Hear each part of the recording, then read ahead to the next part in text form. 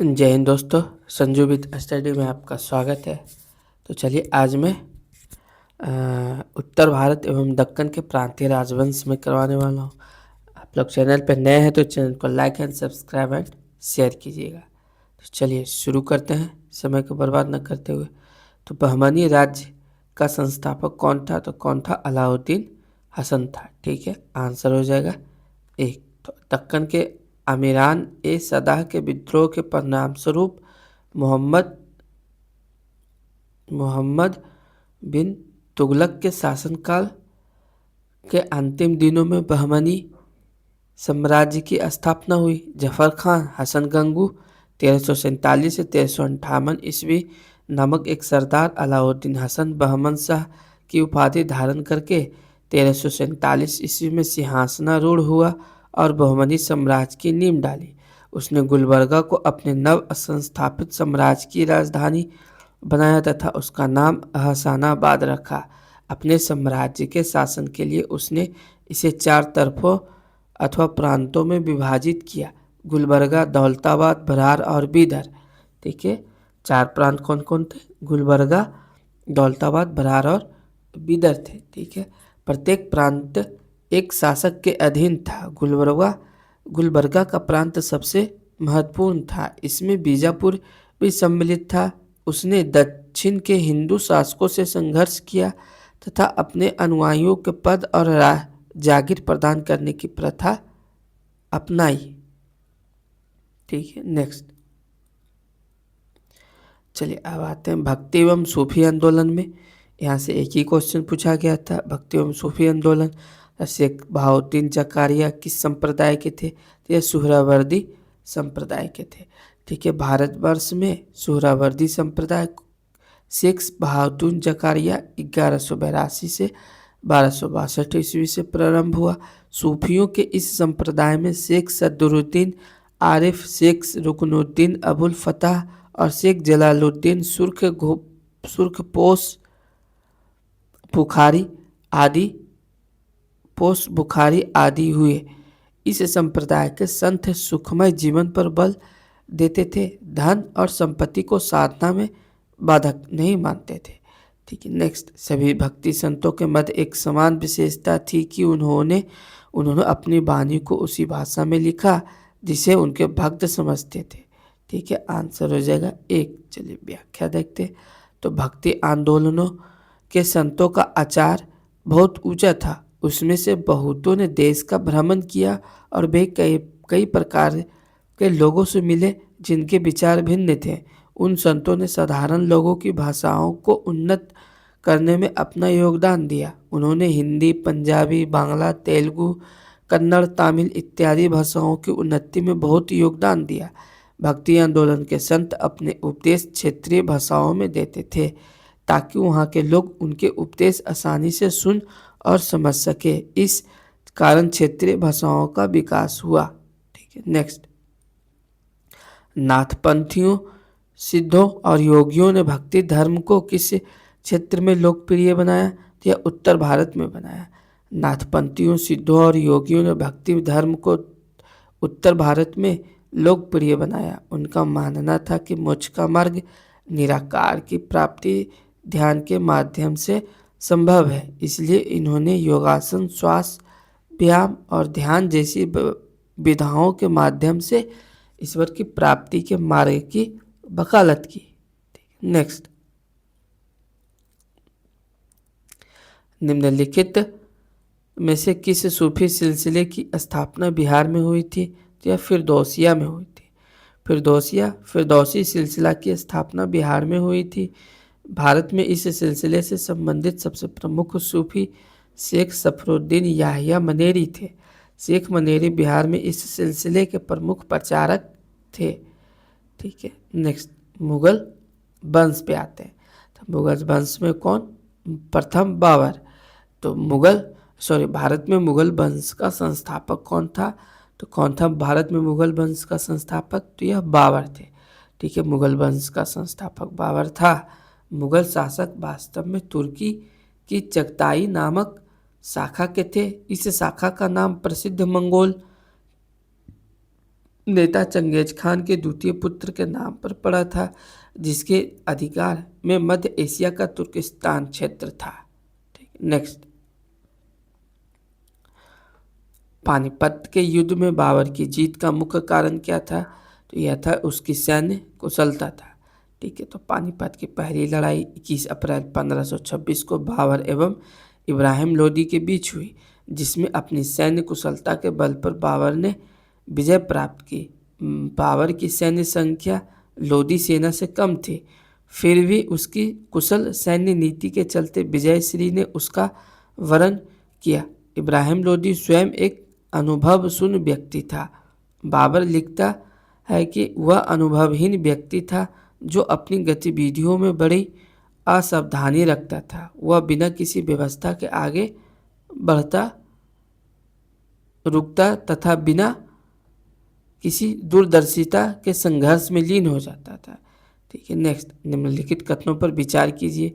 भारत में बाबर के आगमन के कारण, तो भारत में बाबर के आगमन के कारण क्या क्या हुआ? तो उपमहाद्वीप में बारूद का आगमन हुआ, क्षेत्र की वस्तु कला में मेहराब और गुंबद का परिचय हुआ, प्रदेश में तैमूरिड राजवंश की स्थापना हुई, युद्ध में तोपों की शुरुआत हुई।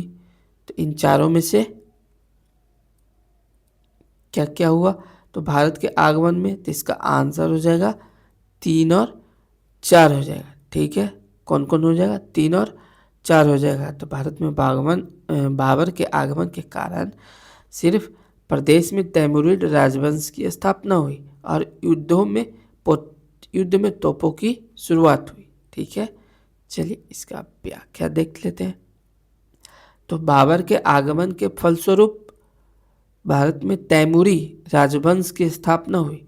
बाबर पृथ्वी वंश की ओर से तैमूर का 5वां वंशज था। बाबर के आगमन के कारण भारत में सर्वप्रथम युद्ध में तोपों की शुरुआत हुई। पानीपत के प्रथम युद्ध में उसकी विजय का प्रमुख श्रेय उसके तोपखाना को दिया जाता है। उस्ताद अली तथा मुस्तफ़ा नामक तुर्की तोपचियों की सहायता से उसने एक अच्छा तोपखाना तैयार किया था। भारतीय उपमहाद्वीप में बारूद का आगमन बाबर के भारत आने से पूर्व हो चुका था, जबकि वास्तुकला के क्षेत्र में मेहराब तथा गुंबद का प्रयोग तुर्कों के आगमन के पश्चात ही प्रारंभ हो गया। अतः कथन 1 और 2 गलत है, जबकि 3 और 4 सत्य है।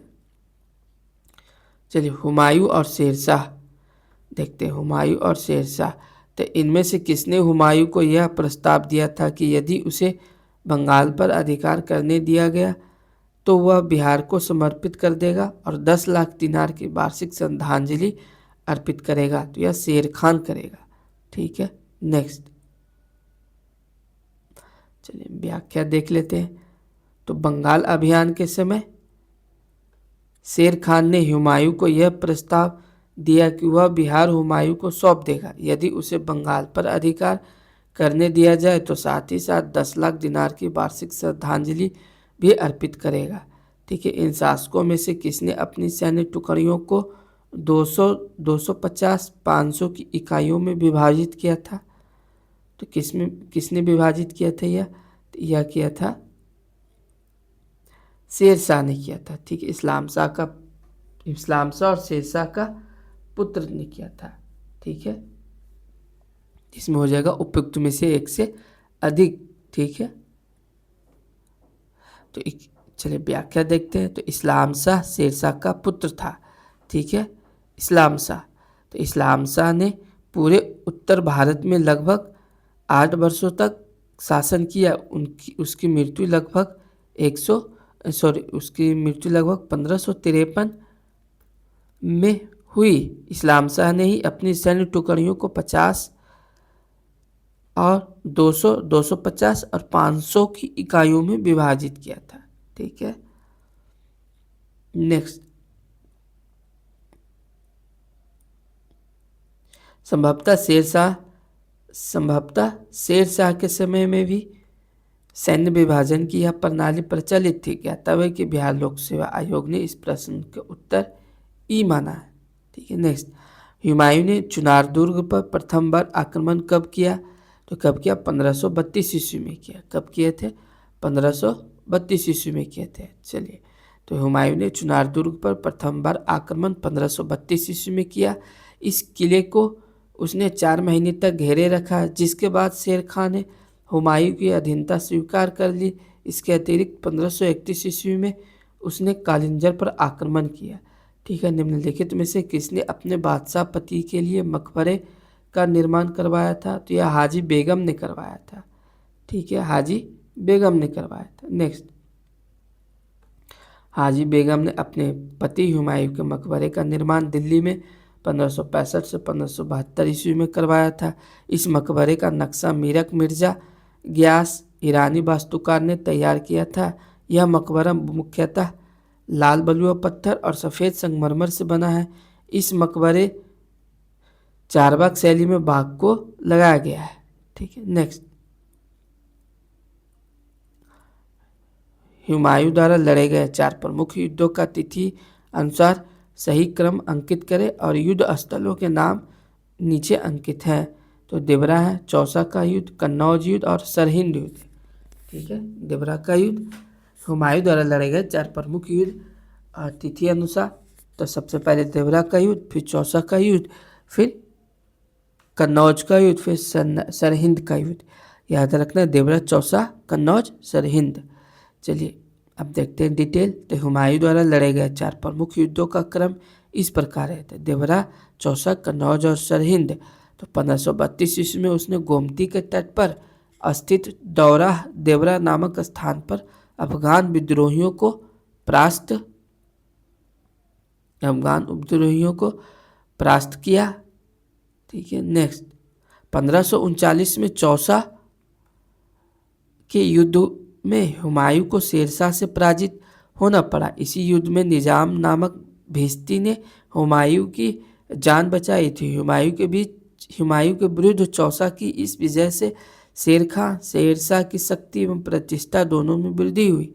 उसने फरीद अल दिन शेरशाह की पदवी धारण कर अपने नाम का खुतबा पढ़वाया तथा सिक्के पर भी अंकित करवाया। 1540 ईस्वी में कन्नौज या बिलग्राम के युद्ध में भी हुमायूं ने शेरशाह से पराजित होना पड़ा और विवश होकर एक निर्वासित की भांति इधर उधर भटकना पड़ा। 1555 ईस्वी में सरहिंद युद्ध की विजय ने हुमायूं को एक बार पुनः उसका खोया राज्य वापस दिला दिया। अर्थात युद्धों का सही क्रम इस प्रकार है। देवरा का युद्ध 1532 ईस्वी में, चौसा का युद्ध 1539 ईस्वी में, कन्नौज का युद्ध 1540 ईस्वी में और सरहिंद का युद्ध 1555 ईस्वी में। निम्नलिखित में से किसी सुल्तान ने पहले हजरत आला की उपाधि अपनाई और बाद में सुल्तान की उपाधि अपनाई? तो यह शेरशाह सूरी ने अपनाई।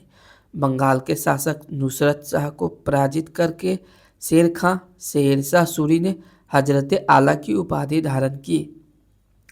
1539 ईस्वी में चौसा के युद्ध में हुमायूं को पराजित करके उसने शेरशाह की उपाधि धारण की तथा अपने नाम का खुतबा पढ़वाया और सिक्का चलवाया। ठीक है, शेरशाह का मकबरा कहाँ स्थित है? तो यह सासाराम में स्थित है। ठीक है, शेरशाह का मकबरा बिहार के रोहतास जिले में सासाराम नामक स्थान पर एक तालाब के बीच ऊंचे चबूतरे पर बना है। ठीक है, कालिंजर युद्ध 1545 ईस्वी में के दौरान घायल हो जाने से शेरशाह की मृत्यु हुई। जब्त प्रणाली किसकी उपज थी? तो यह शेरशाह की थी। तो जब्ती मुगल कालीन राजस्व निर्धारण की महत्वपूर्ण प्रणाली थी। प्रमुख ऐतिहासिक स्रोतों और काबुल फजल के विवरण के अनुसार इस प्रणाली की शुरुआत शेरशाह के काल से मानी जाती है, जबकि अकबर के शासनकाल में इस प्रणाली में कई बदलाव कर इसे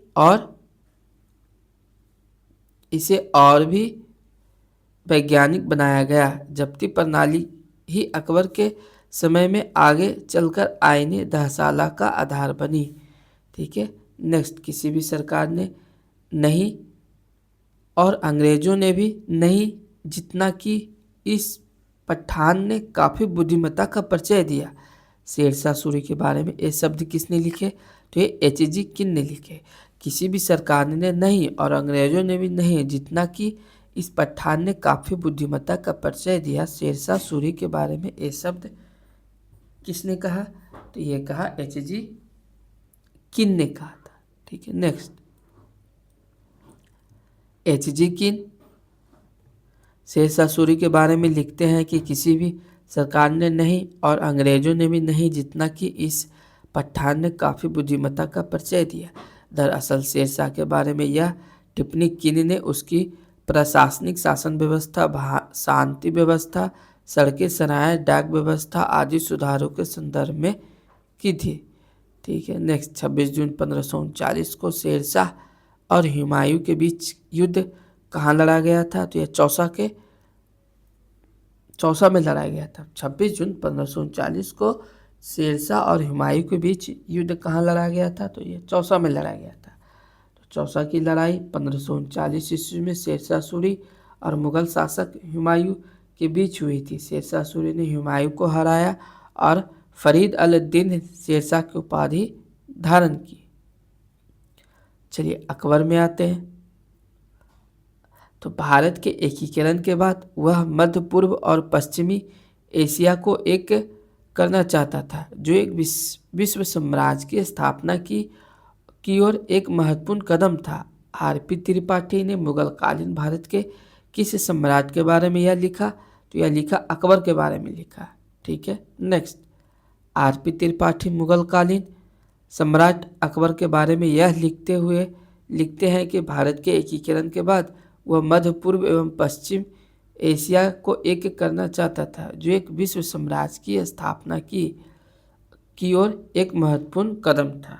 ठीक है, नेक्स्ट फतेहपुर सीकरी स्थित प्रसिद्ध बुलंद दरवाजा जमा मस्जिद का कौन सा प्रवेश द्वार बनता है? तो यह दक्षिणी बनता है।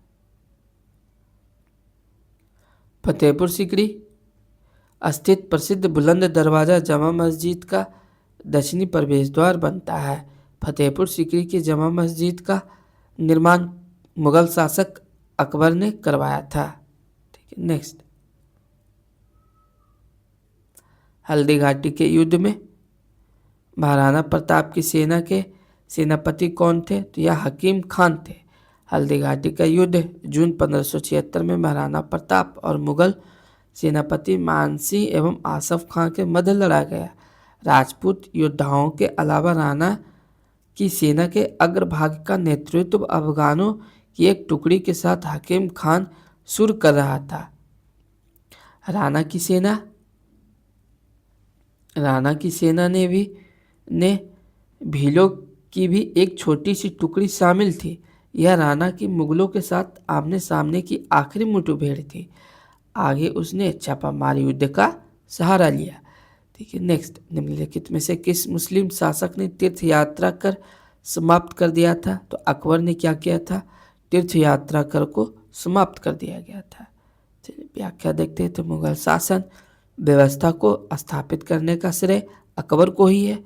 उसकी केंद्रीय शासन व्यवस्था तथा बादशाह के पद और अधिकारों एवं कर्तव्यों की व्याख्या, प्रांतीय शासन, लगान व्यवस्था, मुद्रा व्यवस्था, मनसबदारी व्यवस्था आदि सभी को उसके समय में सफलता प्राप्त हुई और वह उसके उत्तराधिकारियों के लिए आधार स्वरूप बनी। अकबर पहला मुस्लिम सम्राट था जिसने संगठित और घोषित नीति सुलह कुल के रूप में हिंदू मुस्लिम एकता और धार्मिक सहिष्णुता को अपना राजनीतिक आदर्श बनाया। अपनी उदार धार्मिक नीति के अंतर्गत उसने 1562 ईस्वी में दास प्रथा, 1563 ईस्वी में तीर्थ यात्रा कर तथा 1564 में जजिया कर को समाप्त कर दिया।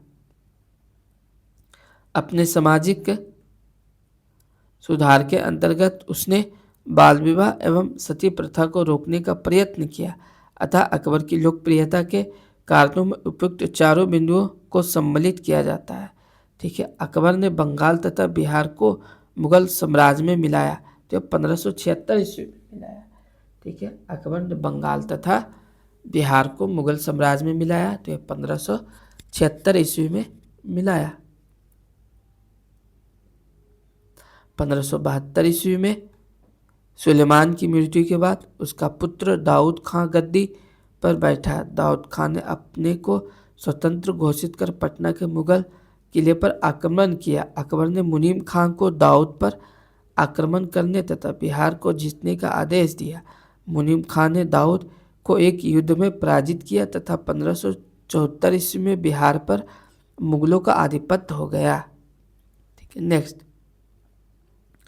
पराजित होने के बाद दाऊद बंगाल भाग गया, किंतु 12 जुलाई 1576 को राजमहल के युद्ध में टोडरमल, मुजफ्फर खां एवं हुसैन कुली ने मिलकर दाऊद को पूर्णतः पराजित किया। इस प्रकार 1576 ईस्वी में बंगाल बिहार को पूर्ण रूप से मुगल साम्राज्य में मिला लिया गया। ठीक है, दीन इलाही किसके द्वारा प्रारंभ किया गया था? तो यह अकबर के द्वारा किया गया था। दीन इलाही अकबर के द्वारा प्रारंभ किया गया था। ठीक है, चलिए इसका व्याख्या देख लेते हैं। तो अकबर ने 1582 ईस्वी में तौहीद इलाही या दीन इलाही की स्थापना की। इसके अंतर्गत अकबर ने सभी धर्मों के मूल सिद्धांतों को सम्मिलित कर इसे सर्वमान्य बनाने का प्रयास किया।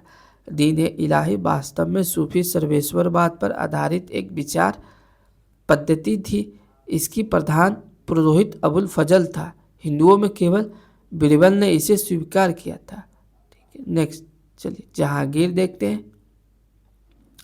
किस मुगल शासक के समय में सर थॉमस रो भारत आया था? तो यह जहांगीर के शासनकाल में सर थॉमस रो भारत आया था। तो विलियम हॉकिंस 1608 से 1611 ईस्वी जहांगीर के दरबार में ईस्ट इंडिया कंपनी द्वारा भेजा जाने वाला प्रथम अंग्रेज राजदूत तथा ईस्ट इंडिया कंपनी के प्रतिनिधि के रूप में मुगल दरबार में उपस्थित होने वाला पहला अंग्रेज था। सम्राट जहांगीर ने उसे 400 का मनसब प्रदान किया। उसने हॉकिंस को इंग्लिश खान की उपाधि देकर आर्मेनिया की एक स्त्री से उसका विवाह कर दिया। सर थॉमस रो ब्रिटिश सम्राट जेम्स प्रथम द्वारा भेजा गया प्रथम राजदूत था जो जहांगीर के दरबार में आया था। ठीक है, नेक्स्ट। निम्नलिखित अंग्रेजों में किसे जहांगीर ने खान की उपाधि से सम्मानित किया था? तो यह हॉकिंस ने सम्मानित किया था। चलिए आते नेक्स्ट। एतमादुद्दौला का मकबरा आगरा में किसने बनवाया था? तो यह नूरजहां ने बनवाया था। तो एतमादुद्दौला का मकबरा नूरजहां ने 1622 से 1628 ईस्वी के मध्य अपने पिता की मृत्यु के बाद बनवाया।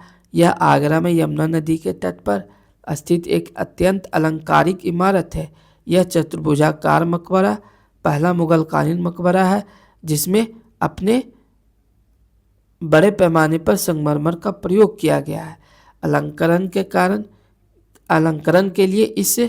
के लिए इस्लामिक भवनों में संभवतः पहली बार पित्रा ड्यूरा शैली का प्रयोग किया गया।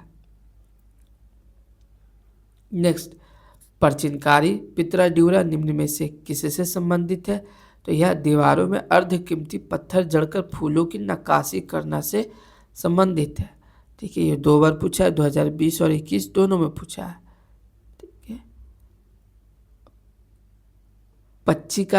प्राचीनकारी पित्रा ड्यूरा दीवारों में अर्धकीमती पत्थर जड़कर फूलों की नक्काशी करने से संबंधित है। ध्यातव्य है कि भारत में पित्रा ड्यूरा नाम का जड़ाऊ कार्य सर्वप्रथम एतमादुद्दौला के मकबरे में किया गया था। इस मकबरे का निर्माण जहांगीर की पत्नी नूरजहां ने करवाया था। शाहजहां दिल्ली के लाल किले का निर्माण करवाया था। तो यह करवाया था शाहजहां ने करवाया था। ठीक है, दिल्ली के लाल किले का निर्माण शाहजहां ने करवाया था।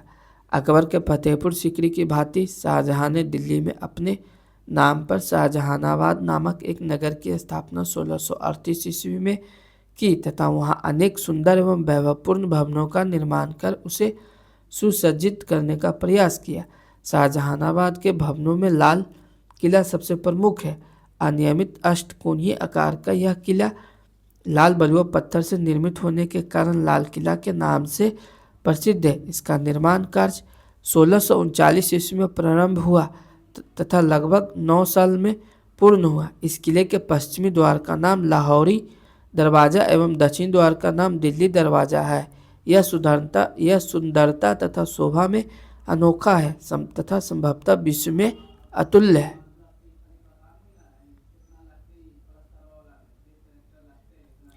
निम्नलिखित में किस इतिहासकार ने शाहजहां के शासनकाल को मुगल साम्राज्य का स्वर्ण युग कहा है?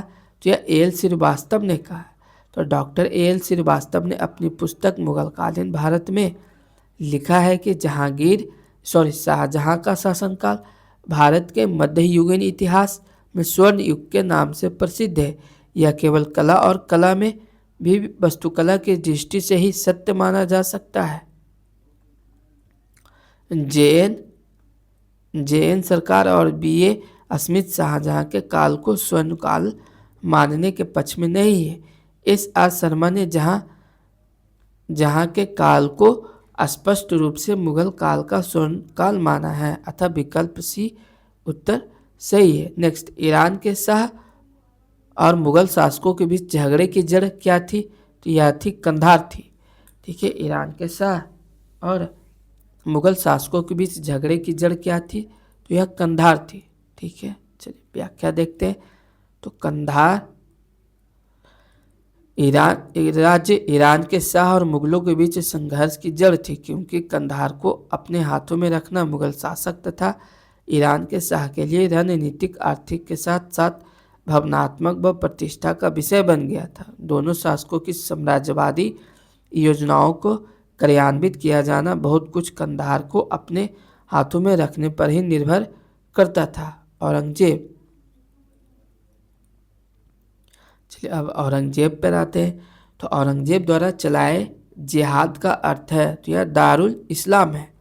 ठीक है, औरंगजेब सर्वोपरि एक उत्साही सुन्नी मुसलमान था। उसकी धार्मिक नीति सांसारिक लाभ के किसी विचार से प्रभावित नहीं थी। उदार धारा के विरुद्ध सुन्नी कट्टरता के समर्थक के रूप में राज्य सिंहासन प्राप्त करने वाले की हैसियत से उसने कुरान के कानून को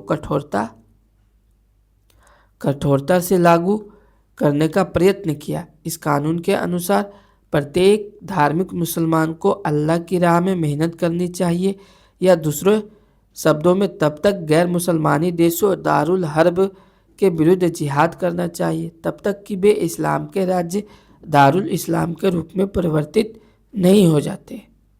नेक्स्ट,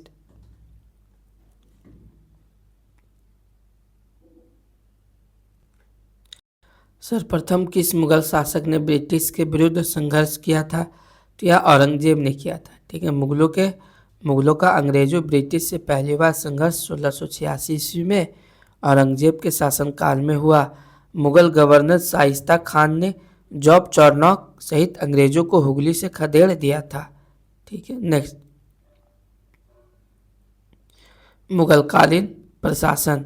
तो मध्यकाल में बटाई शब्द का अर्थ था, तो यह लगान निर्धारण का तरीका है। ठीक है, मध्यकाल में बटाई शब्द का तात्पर्य लगान निर्धारण की एक पद्धति थी जिसमें वास्तविक उपज का बंटवारा राज्य और कृषक के बीच होता था। शेरशाह सूरी ने लगान निर्धारण के लिए 3 प्रणालियां अपनाई थी: नस्क या मुक्ताई या कनकुत, नकदी अथवा जब्ती, तथा तीसरा में गल्ला बख्शी या बटाई। बटाई 3 प्रकार की होती थी: खेत बटाई, लंक बटाई एवं रास बटाई। ठीक है, 2 अस्पा एवं सी अस्पा प्रथा किसने शुरू की थी? तो यह जहांगीर ने शुरू की थी। 2 अस्पा एवं सी अस्पा प्रथा जहांगीर ने चलाई थी। इसके अंतर्गत बिना जात पद बढ़ाए ही मनसबदारों को अधिक सेना रखना पड़ता था। तो 2 अस्पा, इसमें मनसबदारों को अपने सवार पद के दोगुने घोड़े रखने पड़ते थे। सिंहस्पा, इसमें मनसबदारों को अपने सवार पद के 3 गुने घोड़े रखने होते थे। मुगल प्रशासन में मुहतसिब था, तो यह लोक आचरण अधिकारी था। ठीक है, नेक्स्ट, तो प्रशासन में मुहतसिब जन आचरण के निरीक्षण विभाग का अधिकारी था। उसका कार्य प्रजा के आचरण को उच्च बनाए रखना था। ठीक है, प्रजा के आचरण को शुद्ध बनाए रखने के लिए अकबर ने शराब के खुले और अनियंत्रित व्यापार पर अंकुश लगाया। वेश्याओं का नगरों में निवास निषिद्ध घोषित कर दिया था। वेश्याओं को नगर से निष्कासित कर एक नया स्थान पर बसाया गया और उसका नाम शैतानपुरी रखा गया। ठीक है, नेक्स्ट, मुगल प्रशासन में मदद ए मास इंगित करता है, तो यह विद्वानों को दी जाने वाली राजस्व मुक्त अनुदत्त भूमि को मदद ए मास कहा जाता है। ठीक है, मुगल प्रशासन में विद्वानों एवं धार्मिक लोगों को दी जाने वाली राजस्व मुक्त अनुदान भूमि को मदद ए मास कहा जाता था। इसे मयूर गाल भी कहा जाता था। दान दी जाने वाली समस्त भूमि का निरीक्षण सद्र करता था तथा सद्र का यह भी दायित्व था कि इन अनुदानों का दुरुपयोग न होने पाए।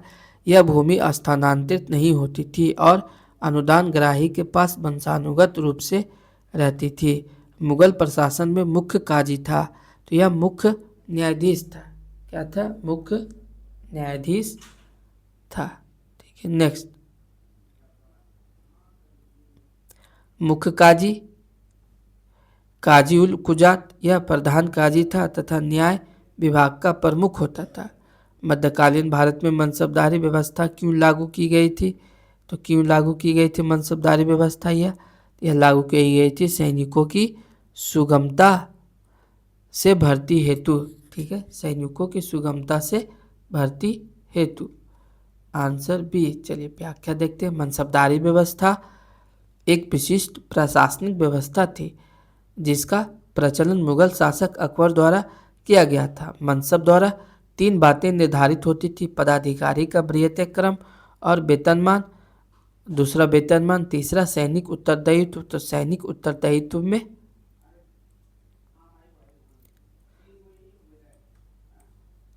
मनसबदार को अपने मनसब के अनुसार सैनिकों को रखना पड़ता था। ठीक है, इस व्यवस्था से राज्य ने सैनिकों के प्रत्यक्ष भर्ती और रखरखाव के उत्तरदायित्व मनसबदारों पर डाल दिया था, जिसके बदले में मनसबदार को नगद या जागीर प्रदान की जाती थी। मुगलकालीन संगीत एवं चित्रकला, तो किस मुगल शासक ने चित्रकारी के लिए कारखाने बनवाए? तो किसके लिए बनवाए? तो यह स्टार दिया हुआ, यानी कि ये कंफ्यूजन में क्वेश्चन है। ठीक है, चलिए इसका आप व्याख्या देखिए अच्छा से। तो हुमायूं चित्रकारी के लिए कारखाना एनसीईआरटी के अनुसार निगार खाना, जबकि अन्नू मनुजा की पुस्तक में एक critical study of Mughal painting during Akbar resin के अनुसार तस्वीर खाना है बनवाया था, जो इसकी पुस्तकालय से जुड़ा था। अकबर ने 1558 से 1572 ईस्वी तक आगरा में, 1572 से 1585 ईस्वी तक फतेहपुर सीकरी में, 1585 से 1601 ईस्वी तक लाहौर में और 1603 से 1605 ईस्वी तक पुनः आगरा में चित्रशालाएँ स्थापित की। ज्ञातव्य है कि बिहार लोकसेवा आयोग ने अपने उत्तर पत्रक में का प्रश्न उत्तर विकल्प भी माना है, जबकि यह अलग अलग लेखकों को द्वारा अलग अलग है, ऐसे बिहार लोक सेवा आयोग भी मानता है। ठीक है, नेक्स्ट, दास्तार ए अमीर हमजा का चित्रांकन किसके द्वारा किया गया था? ये भी कंफ्यूजन में है। चलिए देखिए आंसर, इसका आंसर, तो अकबर ने अनेक ग्रंथों को चित्रित करवाया था। इसमें सर्वप्रथम दास्तान ए अमीर हमजा या हमजनामा है। कुछ स्रोतों में अकबर के काल में चित्रित प्रथम ग्रंथ के रूप में तूतीनामा का उल्लेख भी मिलता है। यह हुमायूं के काल में चित्रित होना आरंभ हुआ और अकबर के शासनकाल में पूर्ण हुआ, जबकि प्रसिद्ध इतिहासकार सतीश चंद्र के अनुसार इसका चित्रांकन अकबर के शासनकाल में 1507 ईस्वी में आरंभ हुआ था, ना कि हुमायूं के काल में। बदायूनी और शाहनवाज खां के अनुसार इसे तैयार करने में लगभग 15 वर्ष लगे थे। पहले मीर सैयद अली तथा बाद में अब्दुल सम्मद की देखरेख में प्रायः लगभग 50 चित्रकारों ने इसे तैयार करने में हिस्सा लिया। इसमें करीब 1400 चित्र हैं। यह ग्रंथ पैगंबर मोहम्मद साहब के चाचा अमीर हमजा वीरतापूर्ण कारनामों का उल्लेख करता है, अतः ए और सी दोनों विकल्प सही है। ठीक है, इसका आंसर ए और सी दोनों हो जाएगा, ए और बी और सी भी, अब्दुल सम्मद भी और मीर सैयद अली भी। ठीक है, नेक्स्ट, यूरोपीय चित्रकारी का प्रवेश किसके दरबार में हुआ? तो यह अकबर के दरबार में हुआ। अकबर के दरबार में यूरोपीय चित्रकला का प्रवेश पुर्तगालियों के माध्यम से हुआ था, जिनसे मुगल चित्रकारों ने दो विशेषताएं ग्रहण की थी। पहला, व्यक्ति विशेष का चित्रण, दूसरा, दृश्य में आगे दिखने वाली वस्तुओं के छोटे आकार में बनाना। चित्रकला का विकास हुमायूं के शासनकाल में आरंभ हुआ। अकबर के शासनकाल में यूरोपीय चित्रकला का प्रभाव मुगल चित्रकला शैली पर पड़ा। अकबर के दरबार में मिस्किन एक यूरोपीय शैली का चित्रकार था। अकबर के समय दसवंत अग्रणी चित्रकार था। जहांगीर के शासनकाल को मुगल चित्रकला का स्वर्ण युग या स्वर्ण काल कहा जाता है। ठीक है, दसवंत और बसावंत प्रसिद्ध चित्रकार मुगल सम्राट के राज दरबारी थे, ये अकबर के थे। दसवंत और बसावंत अकबरकालीन चित्रकार थे।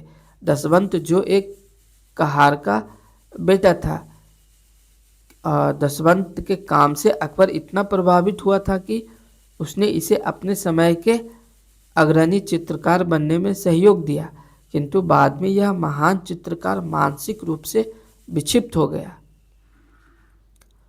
और 1584 में इसने आत्महत्या कर ली। अकबर कालीन चित्रकारों के नाम अबुल फजल ने अपनी पुस्तक आईने अकबरी में गिनाए हैं, जो हैं दसवंत, बसावन,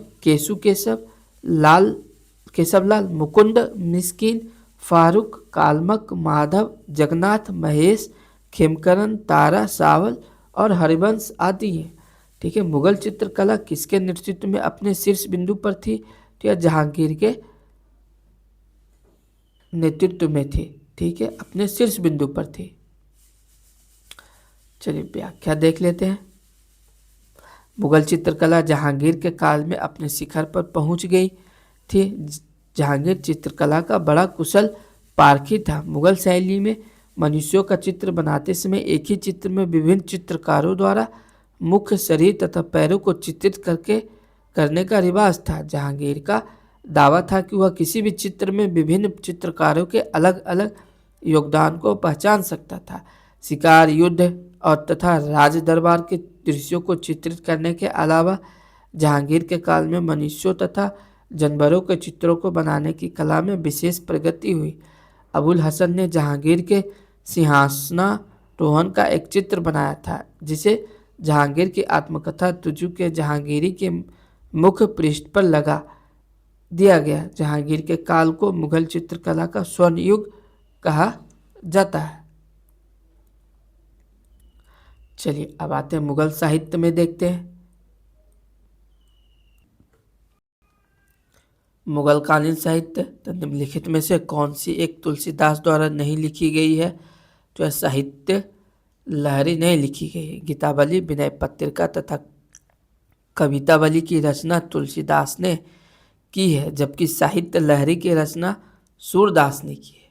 ठीक है, नेक्स्ट, हुमायूंनामा की रचना किसने की थी? तो हुमायूंनामा की रचना गुलबदन बेगम ने की थी। तो बाबर की पुत्री गुलबदन बेगम ने हुमायूंनामा की रचना की थी, जो फारसी भाषा में है। बादशाह अकबर ने अकबरनामा के प्रणयन के लिए सामग्री एकत्र करने के उद्देश्य से यह आदेश दिया था कि बाबर तथा हुमायूं के राज्यकाल के विषय में जिसे कुछ भी स्मरण हो वह उसे लेखबद्ध करके उसकी सेवा में प्रस्तुत करे।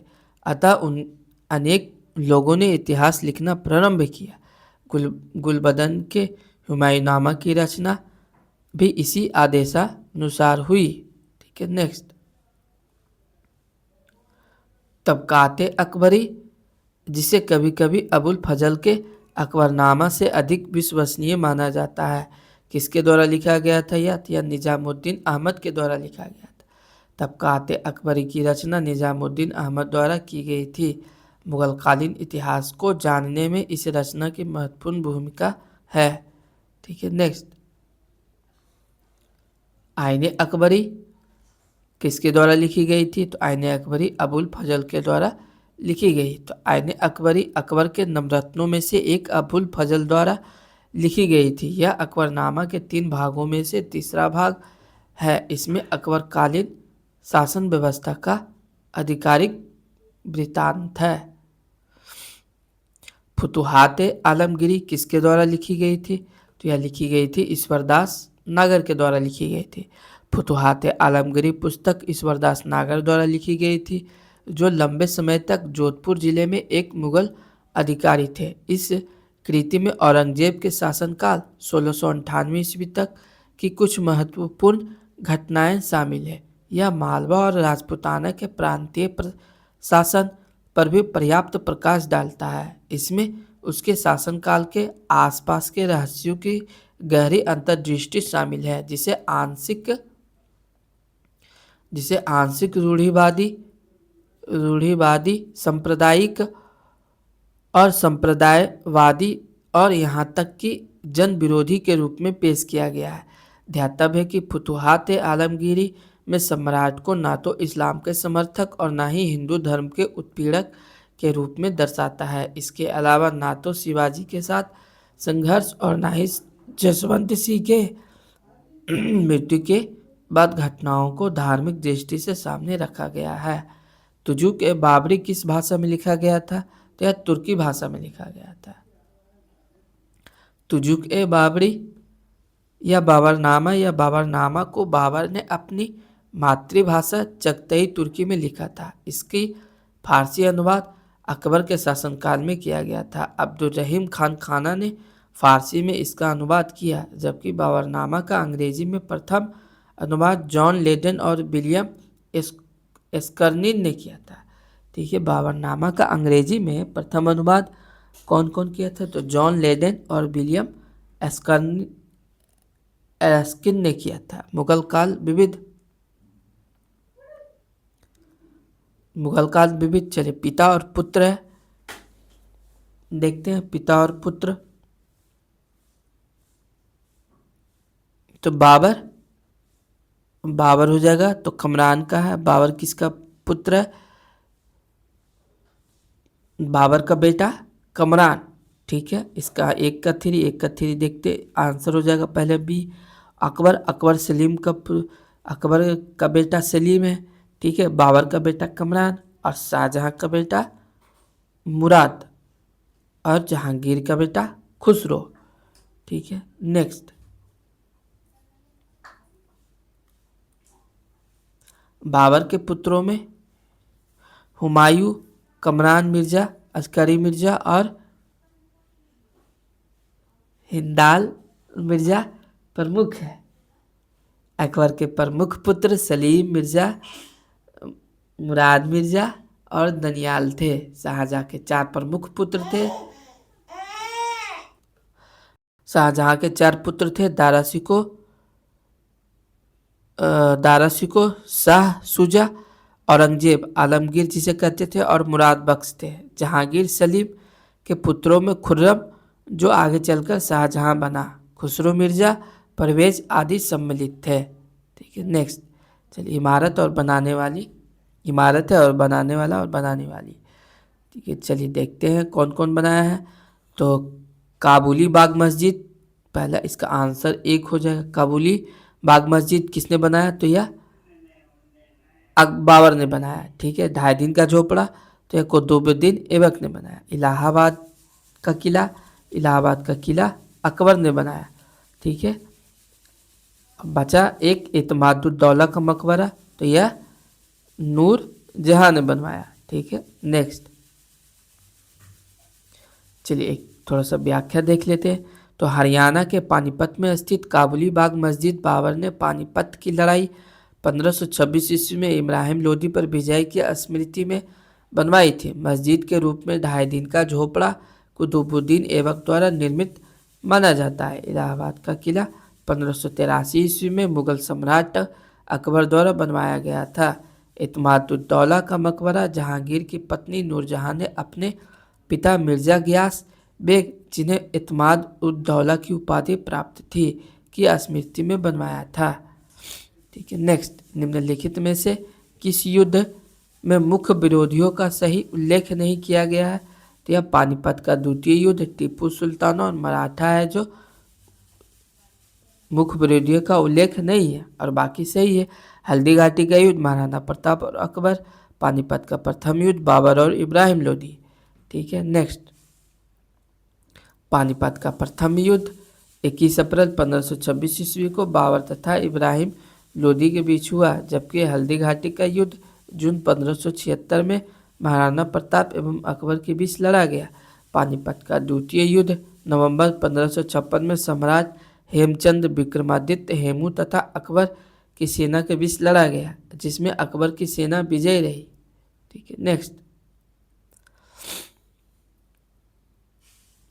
निम्नलिखित में से किस बंदरगाह को मुगल काल के दौरान बाबुल मक्का, मक्का का द्वार कहा जाता था? तो यह सूरत को कहा जाता था। तो मुगल काल के दौरान सूरत को बाबुल मक्का या मक्का का द्वार कहा जाता था, क्योंकि मक्का की तीर्थ यात्रा सूरत से शुरू होती थी। सूरत गुजरात का प्रमुख शहर है। यह अपने वस्त्रों के लिए जाना जाता है और हीरे की कटाई पॉलिशिंग के मुख्य केंद्रों में से एक है। विश्व के इतिहास में मध्यकाल के दौरान यह एक महत्वपूर्ण बंदरगाह था। ठीक है। इसे मक्का के द्वार के रूप में जाना जाता है, क्योंकि कई यात्री समुद्री मार्ग से सूरत से रवाना होते थे। इसे पश्चिम एशिया के प्रवेश द्वार के रूप में भी जाना जाता है, क्योंकि सूरत अन्य एशियाई देशों में समुद्री मार्गों के माध्यम से व्यापार किए जाने वाले सामान और कपड़ों के मुख्य केंद्रों में से एक था।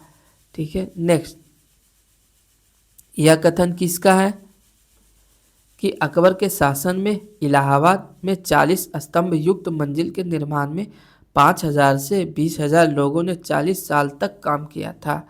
तो यह विलियम फिंच ने कहा था। विलियम फिंच के अनुसार इलाहाबाद स्थित पैलेस ऑफ 40 पिलर्स के निर्माण में लगभग 40 वर्ष लगे और इसके निर्माण हेतु 5000 से 20,000 लोगों ने काम किया। 5000 से 20,000 लोगों ने काम किया। चलिए अब देखते हैं अब सिख संप्रदाय। तो पटना में किस सिख गुरु का जन्म हुआ था? तो गुरु गोविंद सिंह का जन्म हुआ था। तो गुरु गोविंद सिंह सिखों के 10वें गुरु थे। इनका जन्म 1666 ईस्वी में पटना बिहार में हुआ था, जबकि मृत्यु 7 अक्टूबर 1708 को नांदेड़ महाराष्ट्र में हुई थी। सिख तीर्थ स्थल तख्त श्री हरि मंदिर जी पटना साहिब, जिसे दूसरा सबसे पवित्र सख्त माना जाता है, स्थित है। तो यह पटना में स्थित है। सिख तीर्थ स्थल तख्त श्री हरि मंदिर जी पटना साहिब हरमिंदर साहिब पटना में स्थित है। ठीक है। नेक्स्ट, मराठा राज्य और संघ। तो शिवाजी की राजधानी कहाँ थी? तो यह रायगढ़ में थी। 1674 ईस्वी में शिवाजी ने अपना राज्याभिषेक कराया तथा छत्रपति की उपाधि धारण की, रायगढ़ को अपनी राजधानी बनाया। उस युग के महान विद्वान बनारस के पंडित विश्वेश्वर उर्फ गंगा भट्ट ने उन्हें क्षत्रिय घोषित करते हुए उनका राज्याभिषेक कराया। अष्टप्रधान मंत्रिपरिषद किसके राज्य प्रबंध में सहायता करती थी? तो यह शिवाजी के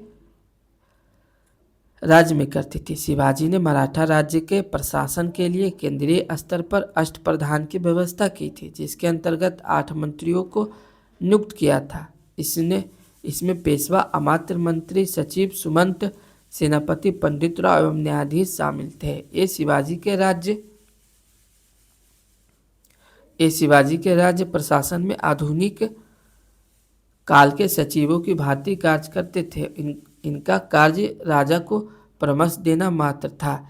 इसे किसी भी अर्थ में मंत्रिमंडल नहीं कहा जा सकता था। प्रत्येक मंत्री राजा के प्रति उत्तरदायी थे। इनका विवरण निम्नलिखित है। तो इनका विवरण निम्नलिखित है। पहला, पेशवा जो राजा का प्रधानमंत्री होता था। दूसरा, अमात्य तथा मजमुआदार तो वित्त एवं राजस्व मंत्री होते थे। वाक्य नविसिया मंत्री राजा के दैनिक कार्यों तथा दरबार की प्रतिदिन की कार्यवाहियों की विवरण रखता था। सचिव तथा श्रुण बीस तो राजकीय पत्र व्यवहार का कार्य देखना था। सुमंत या दबीर विदेश मंत्री होते थे, सेनापति या सर नौबत, सेना की भर्ती, संगठन, रसद आदि का प्रबंध करना। पंडित राव तो विद्वानों और धार्मिक कार्यों के लिए अनुदानों का दायित्व निभाना था। न्यायाधीश तो मुख्य न्यायाधीश थे। मराठा शासकों की अष्टप्रधान प्रणाली के संदर्भ में निम्नलिखित का मिलान करो। तो अधिकारी और विभाग, तो चलिए मिलान करना है। अधिकारी और विभाग देख लिए, तो इसका डायरेक्ट आंसर क्या हो जाएगा? ए हो जाएगा। ठीक है,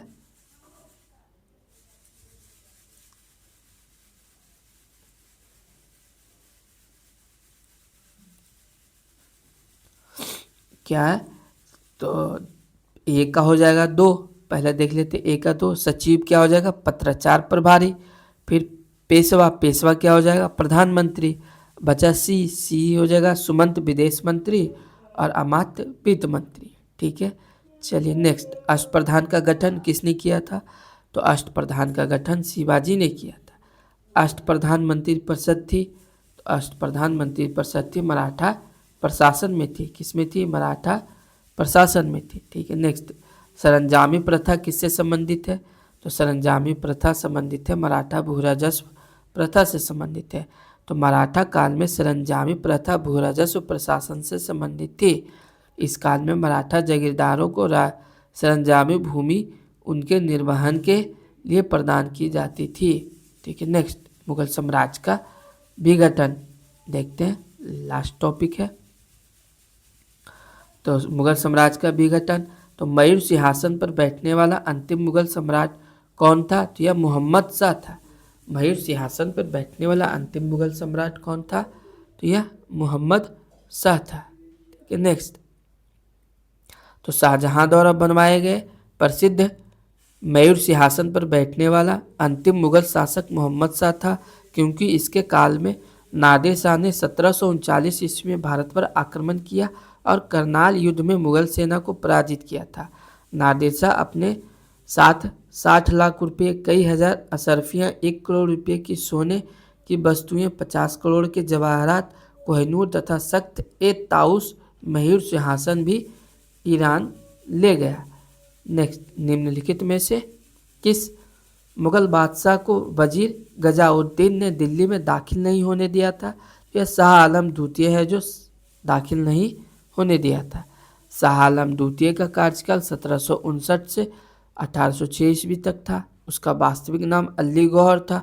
अपने पिता आलमगीर द्वितीय की मृत्यु के समय वह बिहार में था। यद्यपि उसे मुगल बादशाह घोषित कर दिया गया, किंतु मुगल दरबार की गुटबाजी के चलते वह दिल्ली से बाहर रहा और दिल्ली का सिंहासन 1760 ईस्वी से 1771 ईस्वी तक खाली पड़ा रहा।